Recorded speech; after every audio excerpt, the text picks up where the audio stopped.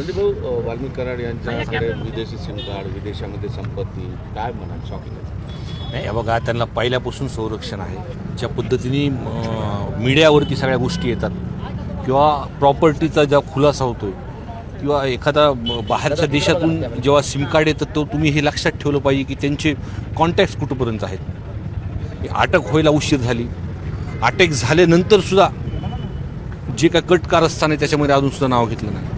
म्हणजे मी सुरुवातीपासून एकच गोष्ट सांगतोय की एक तर मास्टर माइंड म्हणून ते आहेत आणि दुसरं त्यांना संरक्षण धनंजय मुंडे साहेबांचं भेटते स्पष्टपणे दिसून येतं ना तुम्हाला हा म्हणजे वाल्मिक कराडाचे हात एवढे वरच्यापर्यंत असतील हे तुम्हाला असं वाटतं?